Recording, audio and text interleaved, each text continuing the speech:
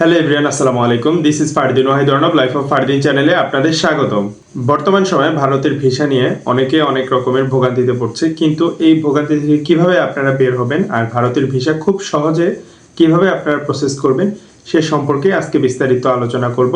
Appointment নিয়ে অনেকে ঝামেলা আছে, অনেকে আবার আমাকে জিজ্ঞেস করছে, ভাই 2-3 বার আইফেক্স সেন্টারে পাসপোর্ট জমা করলাম কিন্তু তারপরে রিজেক্ট আসছে, কিন্তু কেন?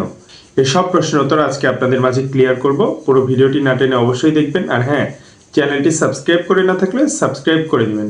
ভারতের ভিসা সংক্রান্ত যদি কেউ কোনো জটিলতায় পড়ে থাকেন তাহলে অবশ্যই আমাকে ফেসবুকে নক দিতে পারেন। আমি সবাইকে প্রপার গাইডলাইন দিয়ে দিব কিভাবে খুব সহজে আপনারা ভারতের medical visa, double entry visa পেয়ে যাবেন। সেটি প্রসঙ্গে আপনাকে জিজ্ঞেস করলে আমি ক্লিয়ার একটা কনসেপ্ট আপনাদের দিয়ে দিব। আর খুব সহজে যদি কেউ প্রসেসটা না বোঝেন, নতুন নিয়মে যে প্রসেসটা চালু হয়েছে সেই প্রসেস সম্পর্কে আপনাদের জানিয়ে দিব। এর জন্য অবশ্যই আমাকে ফেসবুকে নক করতে হবে, অথবা আমাকে কমেন্ট করে জানাতে পারেন আপনি। আমি কমেন্টে রিপ্লাই দেওয়ার চেষ্টা করবো ইনশাল্লাহ। ফেসবুকে প্রপার গাইডলাইনটা দিয়ে দিব, ডিসক্রিপশন বক্সে আমার ফেসবুক লিঙ্কটি দেওয়া থাকবে। ভারতের ভিসা নিয়ে অনেকে যেটি প্রশ্ন করে, ভাই 2-3বার আইভেক্স সেন্টারে জমা করেছি কিন্তু কোনোভাবে ভিসা পাচ্ছি না, তারা কিভাবে সহজে ভিসা পাবেন? এখন বর্তমান সময়ে সাধারণ মানুষ যেটি করছে সেটি হলো অ্যাপয়েন্টমেন্ট কিনে নিচ্ছে। 5,000, 7,000, 10,000, 15,000 বা 20,000 টাকা দিয়ে অ্যাপয়েন্টমেন্ট কিনে তারপর তারা জমা করছে। এটা সম্পূর্ণ আনঅফিসিয়ালভাবে করা হচ্ছে। এটা আপনার একটা ফর্মালিটিস মেনটেন করা হবে। আপনি যাবেন, আপনার পাসপোর্টটা জমা নিবে, কিন্তু আপনার 2-3 দিন পরে মেসেজ আসবে পাসপোর্ট কালেকশন করার, কিন্তু আপনি পাসপোর্ট কালেকশন করার পর দেখবেন আপনার ভিসা হয়নি। আর এটা ভিসা হবেও না, কারণ এটা সম্পূর্ণ আনঅফিসিয়ালভাবে হচ্ছে। সিস্টেমের মধ্যে যে দুর্নীতি আছে সেই দুর্নীতির মাধ্যমে এটি করা হচ্ছে। কারণ দেখা গেছে যে আমরা এগুলো যারা প্রসেস করছি তাদের কম বেশি 2-1 জন ভিসা অফিসার অথবা আইভেক্স সেন্টারে পরিচিত কয়েকজন থাকতেই পারে। এটা খুবই স্বাভাবিক একটি ব্যাপার।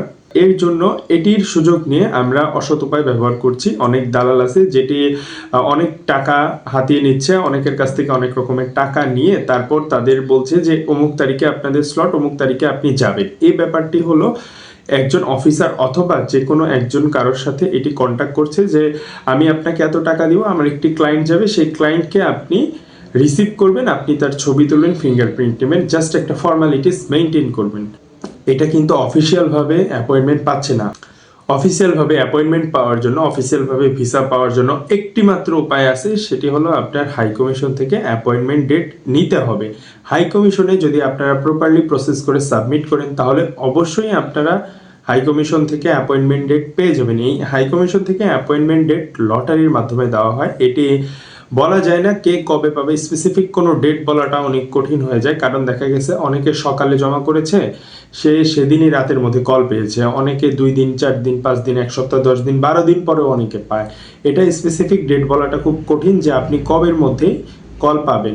আর এটি অবশ্যই কিন্তু ওয়ার্কিং ডেতে ধরতে হবে, যেমন শুক্রবার, শনিবার কিন্তু অনেকের কল আসে না, কিন্তু এখানে রেয়ার একটি ব্যাপার আছে যেটি অনেকের শুক্রবার অথবা শনিবারও কল আসছে।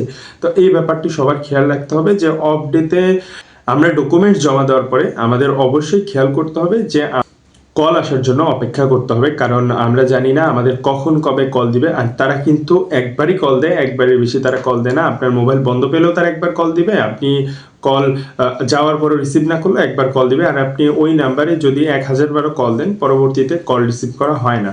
তো এই ব্যাপারটি সবাই সতর্কতা অবলম্বন করে চলবো আমরা যখন পাসপোর্ট জমা দিব। আর অবশ্যই পাসপোর্ট জমা দেওয়ার আগে আমাদের খুব সতর্কতা সহিত আমাদের পাসপোর্ট জমা দিতে হবে, কারণ দালালদের মাধ্যমে 2-4, 5,000, 10,000 টাকা দিয়ে আমরা যারা স্লট কিনে জমা দিচ্ছে, এতে ভিসা রিজেক্ট হওয়ার চান্স আপনার 100% থাকে। কারণ এটা সম্পূর্ণ আনঅফিসিয়াল থাকে, কারোর সাথে কন্ট্যাক্টের মাধ্যমে এটি আপনার জাস্ট ফর্মালিটিস মেনটেন করা হয়।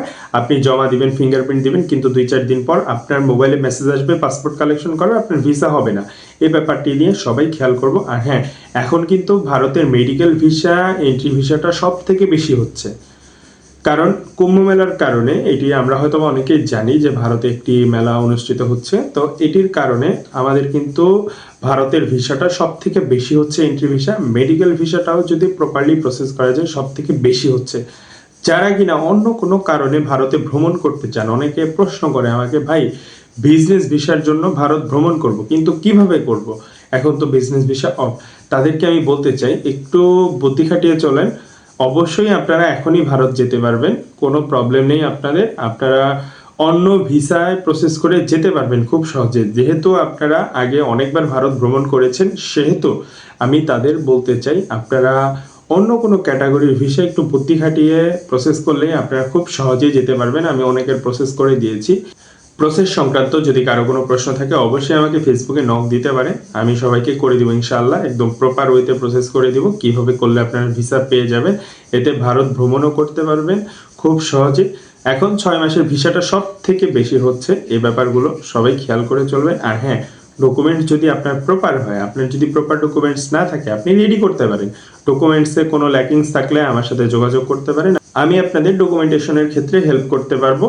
আজকে এই পর্যন্তই। ভিডিওটি ভালো লেগে থাকলে অবশ্যই সাবস্ক্রাইব করে দিবেন, লাইক দিতে, শেয়ার দিতে ভুলবেন না অবশ্যই। আর হ্যাঁ, কারো যদি কোনো প্রবলেম হয় ফেসবুকে কিন্তু আমাকে অবশ্যই নক করবেন, ভিসার ক্ষেত্রে পরিপূর্ণ হেল্প আপনাদের করবে ইনশাল্লাহ। ধন্যবাদ সবাইকে।